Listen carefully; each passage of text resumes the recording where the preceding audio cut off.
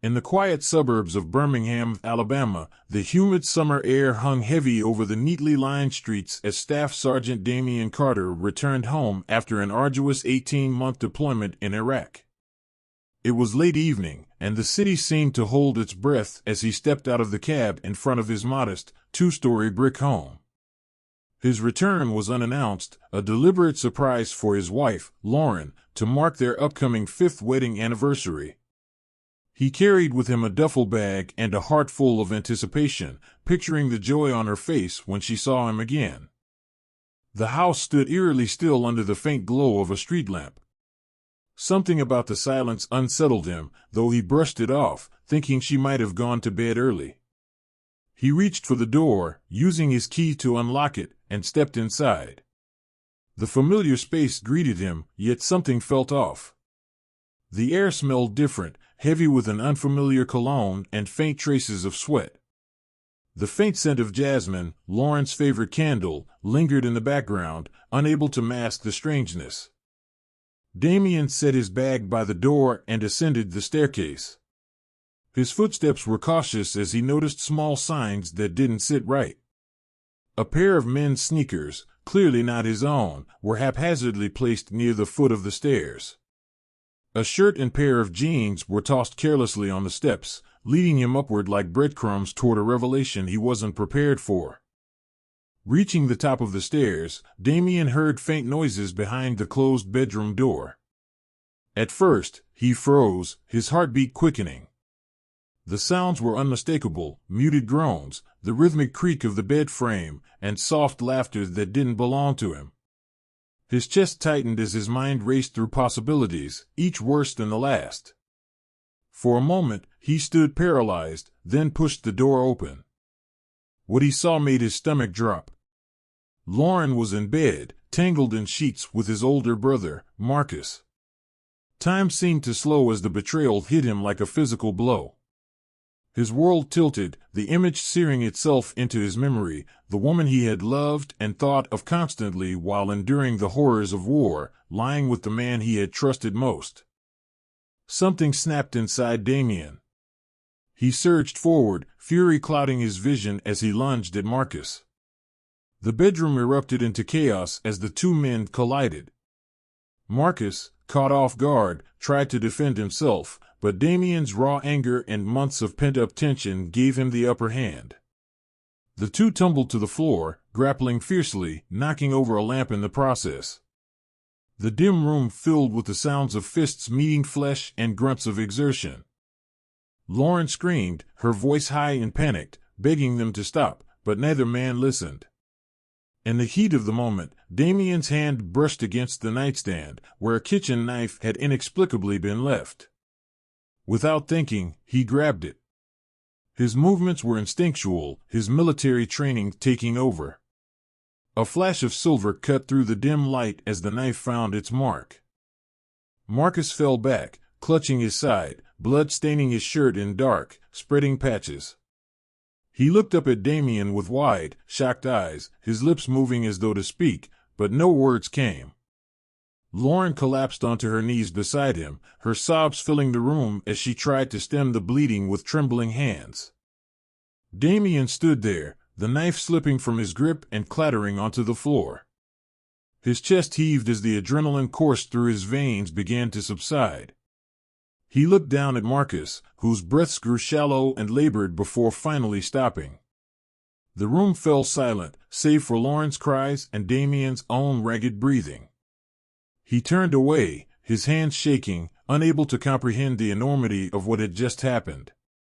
Lauren Carter had always been a woman of grace and poise, her beauty matched only by her quiet determination. At 28, she carried herself with an elegance that turned heads wherever she went. Growing up in a strict, religious household in the heart of Alabama, she had been raised to value family above all else. Her parents, devout and unwavering in their faith, had instilled in her a deep sense of duty and commitment. These values shaped Lauren into a devoted wife when she married Damian Carter, her high school sweetheart. In the beginning, their marriage had been a dream. Damien's enlistment in the Marine Corps was a decision they made together, driven by his desire to provide a stable future for their family.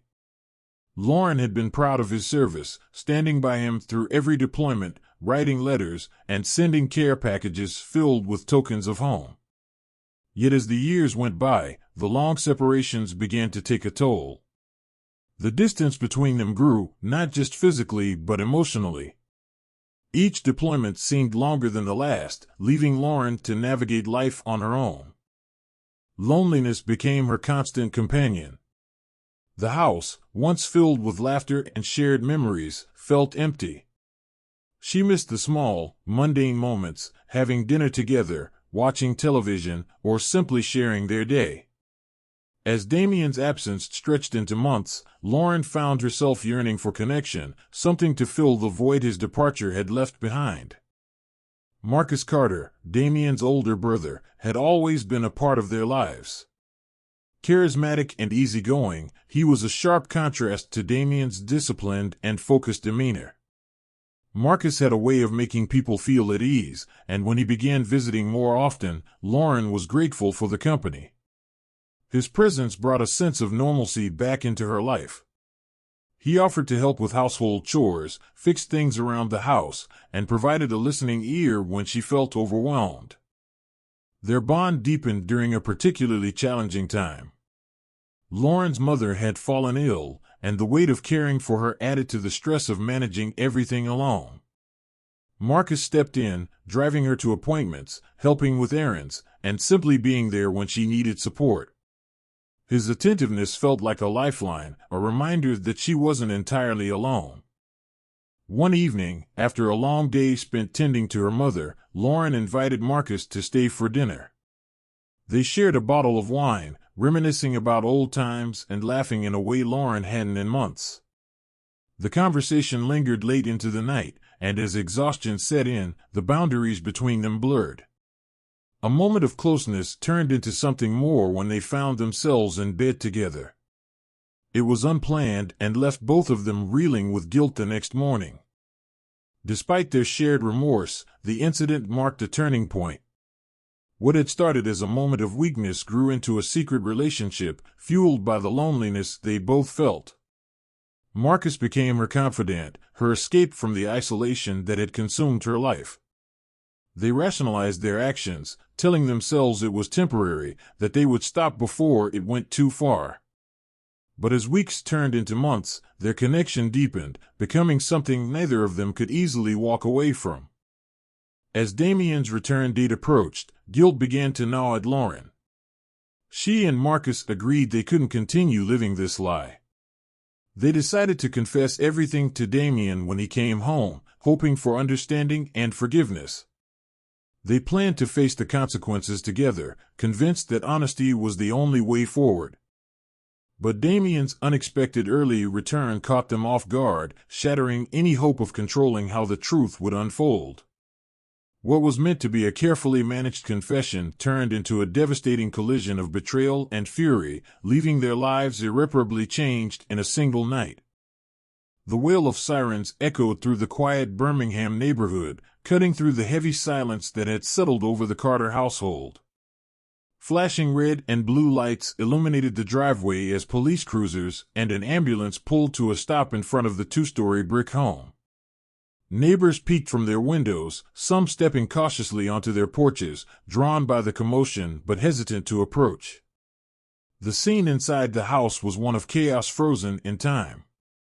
Damien Carter stood motionless in the middle of the bedroom, his hands streaked with blood, his eyes fixed on the lifeless body of his brother, Marcus, sprawled on the floor.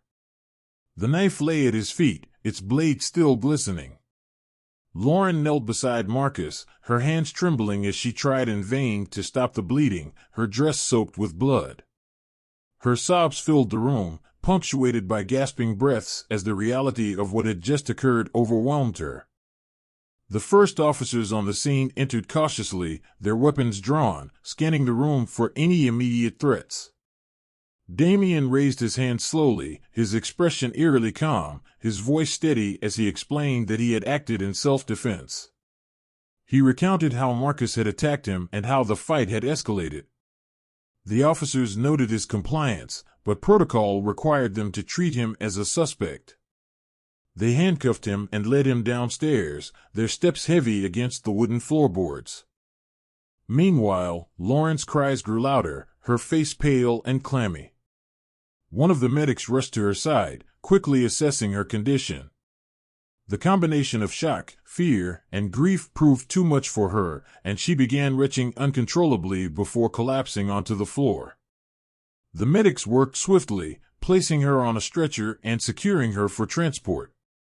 Her eyes fluttered open briefly as they carried her to the ambulance, but she was too weak to speak. The doors slammed shut, and the ambulance sped away toward the hospital, its siren piercing the night. Back at the house, Damien sat silently in the back of a police cruiser, his gaze fixed on the faint outline of the moon in the sky. He didn't resist as they transported him to the precinct, his mind replaying the events of the evening in an endless, torturous loop. At the station, he was taken to an interrogation room, where Detective Reed, a middle-aged man with a no-nonsense demeanor, waited to question him. The detective's sharp eyes studied Damien, noting the bloodstains on his clothes and the calm detachment in his demeanor. Damien answered the questions methodically, recounting the moments leading up to the altercation.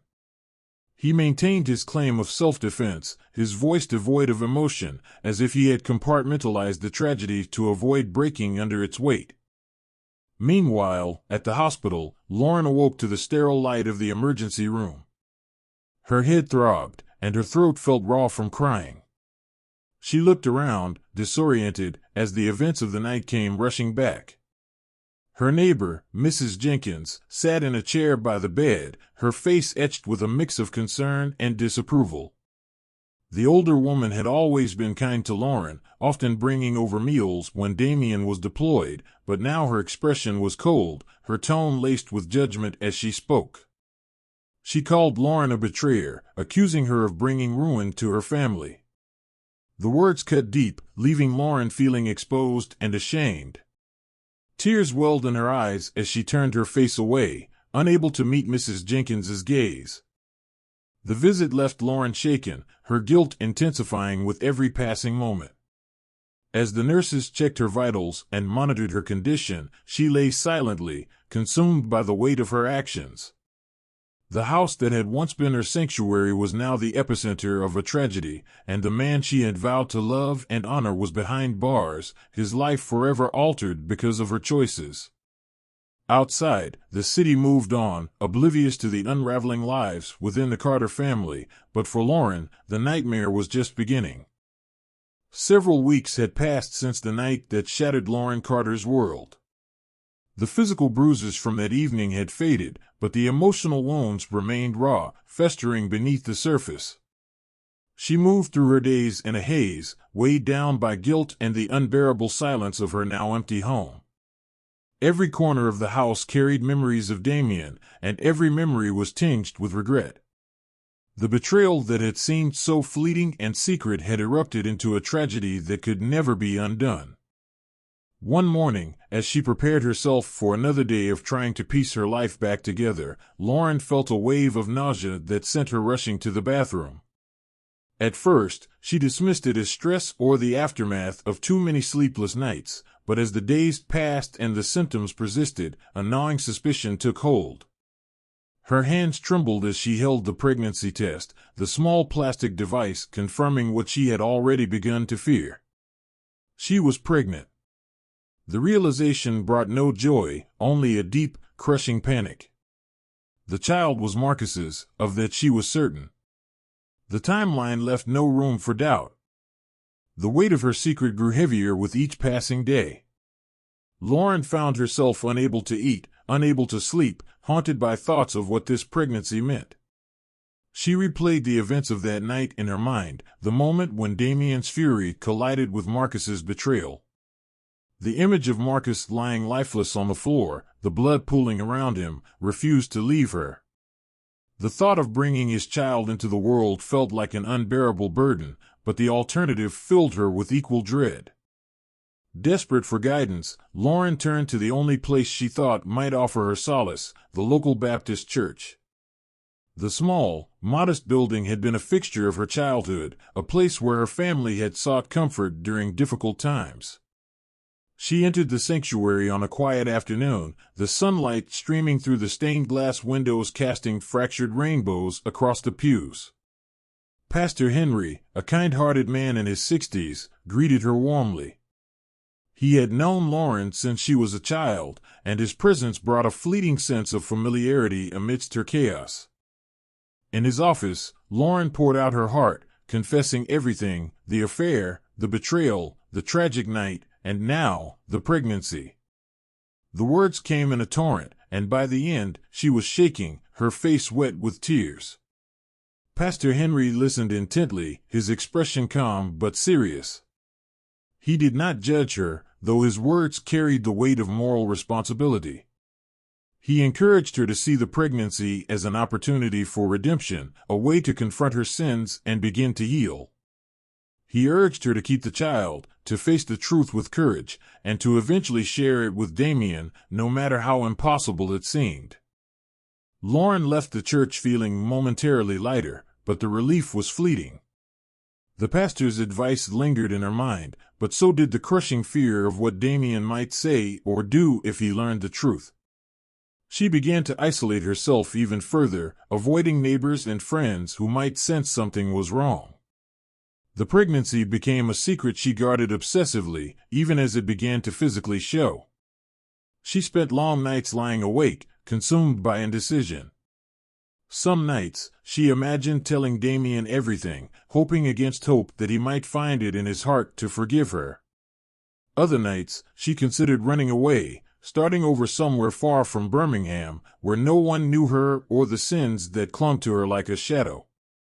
The memories of Marcus's death haunted her relentlessly. She could still hear the echoes of his final gasps, feel the weight of his blood on her hands. The guilt twisted inside her, a constant reminder of the life she had destroyed and the life she now carried. Each day felt heavier than the last, and the future loomed before her, uncertain and full of pain. For Lauren, there were no easy answers, only the knowledge that she could no longer avoid the reckoning she knew was coming. The walls of the correctional facility loomed high, their cold, gray surfaces reflecting the overcast sky. Lauren stood outside the visitor's entrance, clutching her purse tightly, her palms damp with sweat. The decision to come here had been agonizing, and even now, she wasn't sure if she had the strength to go through with it. But she had no choice. The weight of her guilt and the secret she carried had become unbearable. She needed to face Damien, to tell him the truth and beg for his forgiveness, even if she knew it might never come. The check-in process was slow, each step feeling like an eternity. Lauren handed over her ID, went through security, and waited as her visitor's badge was issued. The fluorescent lights overhead buzzed faintly, adding to her mounting anxiety. The guards led her through a series of locked doors, their keys jingling loudly in the otherwise silent halls. With each door that closed behind her, her chest grew tighter, the reality of where she was sinking in. Finally, she was led into the visiting room, a sterile space divided by thick glass panels. Damien sat on the other side, his posture rigid, his face expressionless. He wore the standard-issue orange jumpsuit, and his hands rested heavily on the metal table in front of him. His eyes, once so warm and full of life, now seemed cold and distant, a reflection of everything they had lost. Lauren hesitated for a moment before sitting down, the chair scraping loudly against the floor. She picked up the phone on her side of the glass, her fingers trembling as she brought it to her ear. Damien did the same, his movements deliberate and slow, as if bracing himself for what was to come. For a moment, neither of them spoke. Lauren struggled to find the words, the silence between them stretching painfully. She had rehearsed this conversation countless times in her head, but now, faced with Damien's unyielding gaze, every word she had prepared felt inadequate. Tears welled in her eyes as she began to speak, her voice barely above a whisper. She confessed everything, pouring out her sorrow and regret. She told him how much she loved him, how deeply she regretted betraying him, and how every day since that night had been a waking nightmare. She pleaded for his forgiveness, though she didn't believe she deserved it. As she spoke, Damien remained silent, his expression unreadable. He didn't flinch, didn't nod, didn't give any indication of what he was feeling. Finally, Lauren forced herself to tell him the hardest truth of all. She was pregnant. She explained how she had discovered it weeks ago and how the knowledge had consumed her. She admitted that the child was Marcus's, her voice cracking as she said his name. She told Damien that she didn't know what to do, that she felt trapped, lost, and utterly alone. She wanted to keep the child, but the thought of what it represented terrified her. She looked at Damien desperately, hoping for some sign of understanding, some glimpse of the man she had once known. But Damien gave her nothing. He sat silently, his eyes locked on hers, his face a mask of stoicism. Lauren couldn't tell if he was angry, hurt, or simply indifferent. The silence was unbearable, each second dragging on like an eternity. She wanted him to yell, to cry, to say something, anything that would break the oppressive stillness. But he remained unmoving, as though every emotion he might have once felt had been buried deep inside him. Lauren's tears flowed freely now, and her voice broke as she told him she was sorry once again. She didn't know what else to say. She felt hollow, as though she had poured out every ounce of her soul and been left with nothing. The weight of his silence pressed down on her, suffocating her. She placed the phone back on its receiver and stood, her legs shaky beneath her. Damien didn't move, his eyes following her as she turned to leave. As the guards escorted her out, Lauren felt utterly defeated. She had come seeking forgiveness, hoping for some shred of hope that they could begin to heal, but she had found none. The man she had loved seemed like a stranger now, his silence more cutting than any words could have been. When she stepped out into the cool evening air, the tears came again, unstoppable and unrelenting.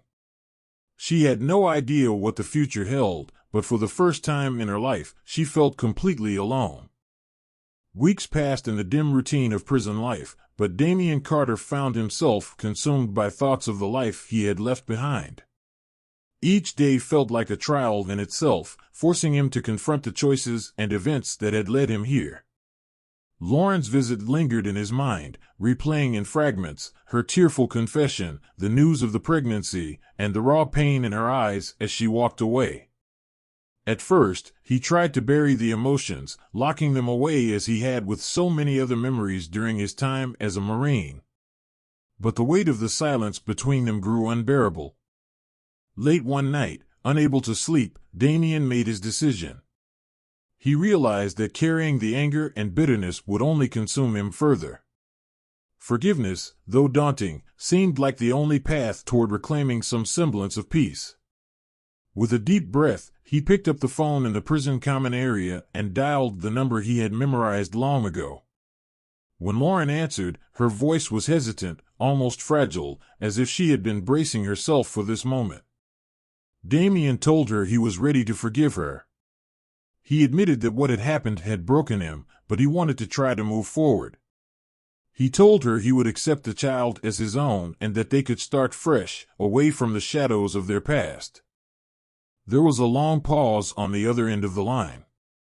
When Lauren finally spoke, her words were broken by sobs. She told Damien that she had lost the baby. The miscarriage had happened just a week after their prison visit, and she hadn't had the strength to tell him until now. Her voice cracked as she blamed herself, saying her sins had brought this tragedy upon her. She confessed that she felt cursed, that everything she touched seemed to fall apart. The anguish in her voice was palpable, and Damien sat silently, unable to find the words to comfort her. When the call ended, both of them felt the deep finality of what had been lost. 2 years later, Damien was released from prison. The world outside felt foreign and overwhelming, but he was determined to rebuild his life. He moved into a small apartment on the outskirts of Birmingham and began attending counseling sessions for veterans, seeking ways to process the trauma of both his military service and the events that had followed. One day, he visited Marcus's grave for the first time since the funeral. The cemetery was quiet, the late afternoon sun casting long shadows over the rows of headstones. Standing before Marcus's grave, Damien finally allowed himself to cry. The tears came freely, carrying with them years of pain, guilt, and unresolved emotions. He spoke to his brother aloud, telling him he forgave him and hoped he had found peace. It was the first step Damien took toward his own healing. Meanwhile, Lauren's life had taken a different path. After the miscarriage, she had found it impossible to stay in Birmingham, surrounded by memories of what she had lost. She sold the house and moved to another state, choosing the anonymity of a new city where she could try to rebuild. The guilt and pain still lingered, but she began to find solace in small things, working at a community center, volunteering at a local shelter, and slowly piecing together a life that felt meaningful. Despite everything, she never stopped thinking about Damien. One day, Lauren sat down at her small kitchen table and wrote a letter. She poured her heart into it, explaining how much she had changed and how deeply she still cared for him. She told Damien that she understood if he didn't want to see her again, but if he ever found it in his heart to reach out, she would be waiting. She ended the letter simply, with the words, "I will always love you." Damien sat by the window, the letter trembling slightly in his hands as the evening sun cast long shadows across the room. He stared at the words Lauren had written, his mind weighed down by uncertainty.